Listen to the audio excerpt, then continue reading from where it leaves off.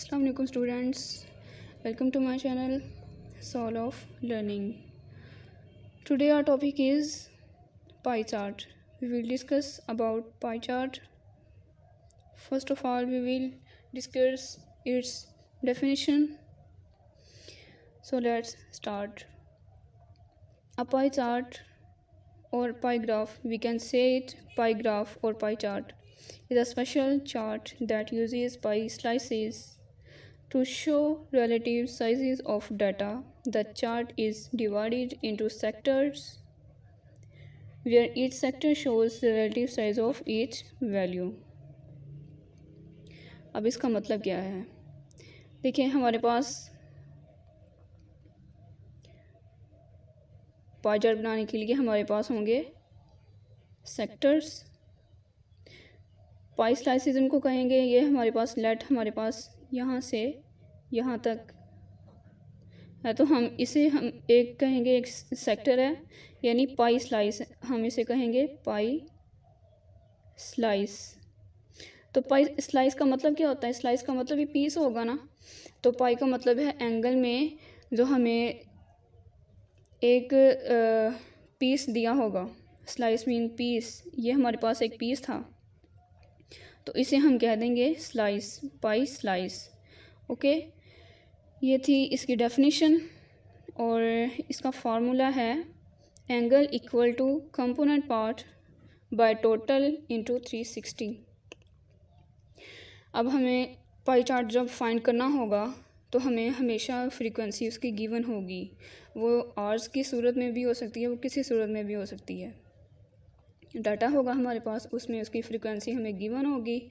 उस फ्रीक्वेंसी को हमने यूज़ में लाते हुए हमने उसका एंगल फाइंड कर लेना है। ओके, तो इसमें इसका सिर्फ आपने इसका एंगल याद रखना है। एंगल का फार्मूला के क्या है? एंगल का फार्मूला तो ये है component part by total into 360।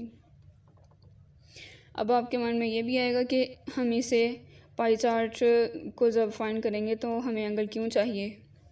तो इसका आंसर ये है कि देखें, पाई का मतलब पाई किसके इक्वल होता है? 180 के। ओके, तो 180 हमारे पास क्या होता है? 0 to 180 इक्वल ये होता है हमारे पास पाई के इक्वल। ओके, तो ये आपने पॉइंट याद रख लेना है कि जब भी पाई चार्ट का जिक्र हो कि पाई चार्ट फाइंड करें तो आपने सबसे पहले फ्रीक्वेंसी को उसके एंगल में कन्वर्ट करना है। ओके, तो चलिए एक एग्जांपल करते हैं। ये है हमारे पास given data,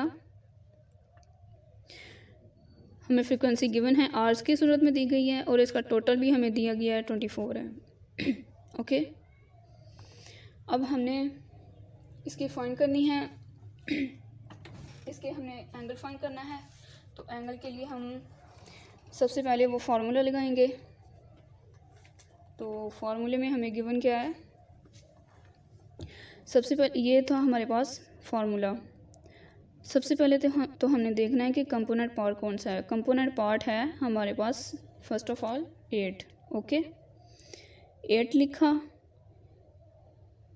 by total frequency, इसका मतलब है बाय 24 इंटू 360। तो इसका हमारे पास एंगल आएगा 120। ओके, तो फर्स्ट हमारे पास इसका एंगल 120 का आएगा, हमने 120 लिख दिया। इसके बाद हमने फाइंड करनी है स्कूल की यानी 6 की भी ऐसे फाइंड करेंगे। यहाँ 8 की जगह पे हम 6 लिख देंगे, बाकी सेम ही रहेगा, ये नहीं लिखेंगे, इसकी जगह 6 लिखेंगे। ओके, तो मैं वो फाइंड नहीं करी, इसी तरह फाइंड करना है जिस तरह 8 वाला किया था। 6 की हमारे पास आएगी, उसका एंगल आएगा हमारे पास 90। इसके बाद प्ले है 3 इसकी फ्रीक्वेंसी है, टोटल 24 है, 3/4 24 इंटू 360 क्या आएगा? 45। इसके बाद फिर 3 है। अब जब फ्रीक्वेंसी सेम होगी तो कॉमन है कि उसका एंगल भी सेम ही आएगा। ओके, 45 इसका भी, और नेक्स्ट है हमारे पास अदर के लिए, इसकी फ्रीक्वेंसी हमें गिवन है 4। तो 4 के लिए हम करेंगे, फाइंड करेंगे तो इसका एंगल आएगा हमारे पास 60। ओके, तो हमने एंगल इनके फाइंड कर लिए हैं। अब जब हम इनका टोटल करेंगे ना तो हमारे पास 360 आना चाहिए। ओके, अब हमारे पास इनका टोटल अगर करते हैं हमारे पास, तो इनका टोटल आएगा 360। क्यों 360 आएगा? क्योंकि अगर हमारे पास एक सर्कल है, हमारे पास ये देखिए एक सर्कल था, तो इसका टोटल जो बनता है वो कितना बनेगा? 2 पाई होता है ना ये टोटल। तो इसका तो 2 पाई किसके इक्वल होता है? 2 इंटू 180, सॉरी 2 प्लस 180, तो 180 को 2 टाइम करेंगे प्लस तो क्या आएगा 360, यानी 2 पाई इक्वल होता है 360 के। तो ये टोटल जो सर्कल होता है वो 360 के इक्वल होता है। तो इसलिए हमारे पास जो इसका भी आंसर आना चाहिए वो हमेशा 360 ही आएगा। ओके, 360 इसका टोटल हमने फाइंड कर लिया। तो अब हमने इन एंगल्स को पाई चार्ट में पुट करना है, उसके पाई चार्ट की शक्ल देनी है। अब हम चार्ट बनाएंगे इसका। अगर आपको यहाँ तक कुछ समझ नहीं आया तो आप मुझसे पूछ लेना कमेंट करके। अब नेक्स्ट हम फाइंड करते हैं। स्टूडेंट्स, आपके माइंड में ये ज़रूर क्वेश्चन आएगा कि आखिर हमने पाई चार्ट बनाने के लिए एंगल्स क्यों फाइंड करने हैं। देखें, हमें जब भी कहा जाएगा कि पाई चार्ट बनाना है तो हमें इसका मतलब है कि इसमें एंगल्स हमने फाइंड करने हैं। ओके, पाई का मतलब ही एंगल में आएगा। देखें, यहाँ से 0 से स्टार्ट होता है और ये 180 तक होता है, इतना। तो 0 to 180 किसके इक्वल होता है? 1 पाई के। ये हमारे पास 1 पाई होता है और ये हमारे पास भी पाई होता है। ओके, और ये टोटल बन जाता है 2 पाई। देखिए, आपने फार्मूलाज पढ़े हैं, 0 है यहाँ पे, अगर इस तरह करें तो 90 यानी पाई/2 आएगा। इस तरह से, मतलब जहाँ पे हमारे पास पाई, हमें कहा गया कि पाई चार्ट हमने बनाना है, तो हमारे माइंड में सबसे पहले यही आना चाहिए कि हमने फ्रीक्वेंसी को एंगल में कन्वर्ट करना है। और उसका मैंने फार्मूला आपको बता दिया और मेथड भी बता दिया कि किस तरह हमने एंगल्स फाइंड करने हैं। ओके, तो हमने एंगल्स तो फाइंड कर लिए थे। अब हमने एंगल्स को पाई चार्ट की शक्ल देनी है। तो इसके लिए हमें चाहिए डी। हमें जो सबसे पहला एंगल फाइंड किया है वो है स्लीव का, जो है 120। अब हम यहाँ पे तो 0 है ना, यहाँ से स्टार्ट करेंगे, इसके मिड में आना चाहिए, ये पॉइंट इसके मिड में आना चाहिए। ओके, और ये लाइन भी एडजस्ट इस तरह करनी है कि ये एक दूसरे को टच करें। और यहाँ पे हमें गिवन है 120, यहाँ पे 120 है, यहाँ पे डॉट लगाया और इसे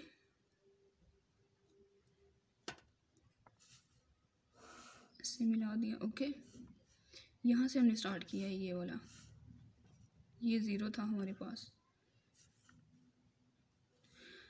तो हमारे पास फर्स्ट है 120 का, ये था हमारे पास स्लीव का एरिया। इसके बाद हमें दिया गया है 90। अब 90 के लिए हमने क्या करना है, इसके मिड में भी एक लगाएंगे पॉइंट, जिस तरह इसका मिड लिया था, अब हमने लेना है इसका मिड।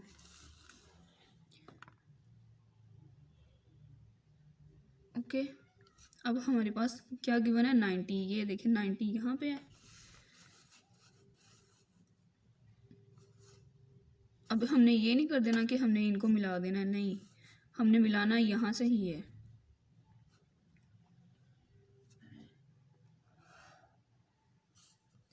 इसके बाद हमारे पास क्या गिवन है 45। अब हम इसके मिड में पॉइंट लगाएंगे और करेंगे 45 एंगल कहाँ पे है, यहाँ।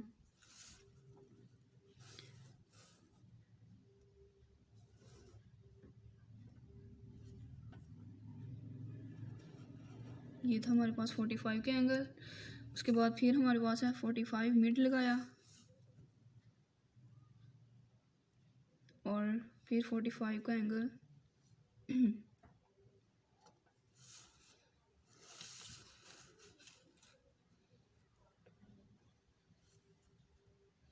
पॉइंट्स को आपस में मिला दिया।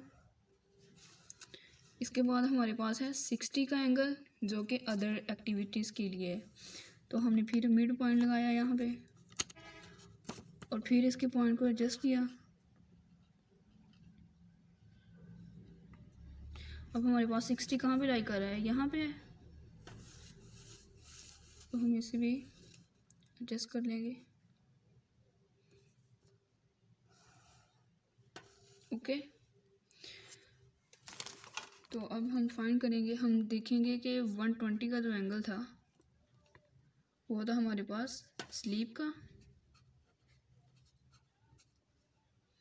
इसके बाद हमारे पास 90 का जो था आगे वो था हमारे पास एक्टिविटी स्कूल के लिए था।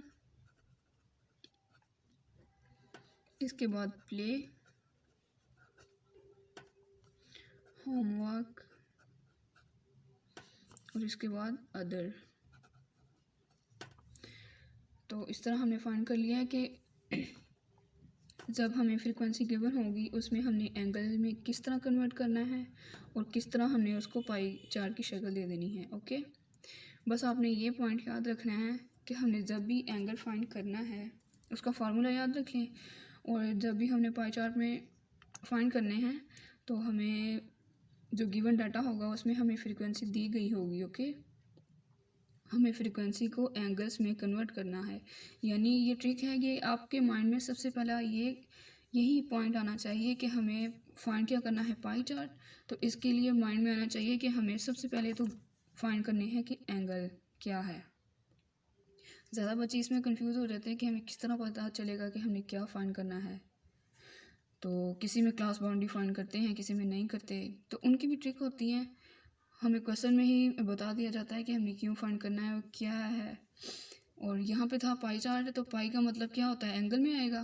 तो मतलब हम यहाँ हमने फाइंड करने हैं एंगल फाइंड करके उनको एंगल्स की उन्हें सर्कल की शक्ल में हमने उनके नेम दे देने हैं। कि देखिए सबसे इम्पोर्टेंट बात यह है कि हमें 120 का एंगल गिवन था सबसे पहला। ओके, तो हमने ये नहीं कर देना कि जी 45 सबसे छोटा है तो उसे सबसे पहले लिख दें और 120 सबसे बड़ा है उसे एंड पे लिखें, या 120 सबसे बड़ा है उसे सबसे पहले लिख दें 45। इस तरह से इसकी अरेंजमेंट इस तरह नहीं करनी हमने।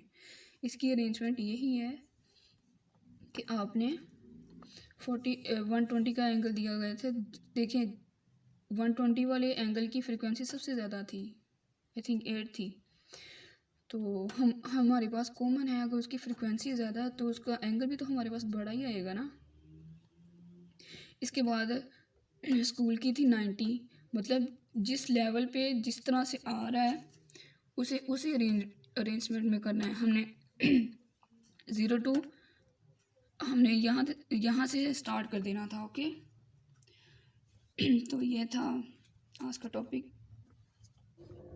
तो स्टूडेंट ये था आज का हमारा टॉपिक। अगर इस टॉपिक में आपको कोई पॉइंट क्लियर नहीं हुआ तो आप मुझसे कमेंट करके पूछ सकते हैं। अपना ख्याल रखिएगा। अल्लाह हाफिज़।